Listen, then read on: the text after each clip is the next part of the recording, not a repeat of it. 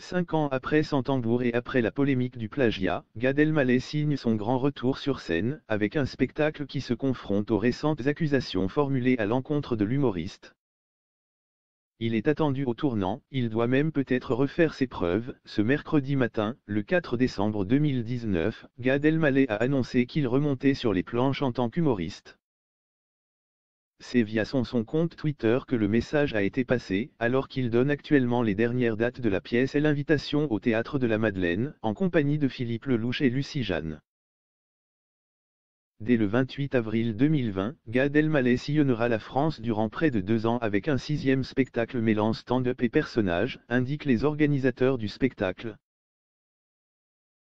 Ce 6e show, intitulé d'ailleurs, signe le retour de l'humoriste seul sur scène en France, 5 ans après son dernier spectacle, Sans tambour. Ces dernières années, il a partagé son temps entre sa tournée et sa carrière aux États-Unis. Il a joué au My God dans les pubs new-yorkais, proposé le spectacle American Dream en anglais et distribué exclusivement sur Netflix, s'est produit entre-temps en tandem avec Kev Adams dans Tout est possible.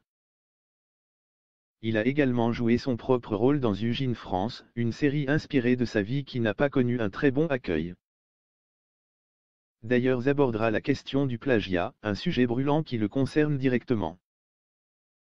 Invité de RTL, vendredi 11 octobre, Gad Elmaleh est ainsi revenu sur les accusations de plagiat dont il fait l'objet depuis janvier dernier. Je n'ai même pas envie de dire ça, car ça voudrait dire quoi? Que avant il faisait du plagiat. Non. Je reviens sur ce que j'ai dit dans Le Parisien. On a pris le temps de pouvoir parler et comprendre ce qui étaient mes inspirations. Oui, en regardant ces comics américains nuit et jour, quand le stand-up est arrivé, je m'en suis inspiré, plus qu'inspiré. Il y a des choses que j'ai prises d'eux, reconnaissait-il alors. Le mardi 24 septembre 2019, Gad Elmaleh avait rencontré 7 lecteurs du Parisien au siège du quotidien situé dans le 15e arrondissement de Paris. Il s'était alors exprimé pour la première fois concrètement sur le sujet embarrassant du plagiat. Si c'était à refaire je ne le referais pas, mais je ne le regrette pas parce que je n'ai jamais été dans une démarche malicieuse. J'ai des rapports avec ceux dont je me suis inspiré, aucun ne s'est jamais plaint, affirmait-il.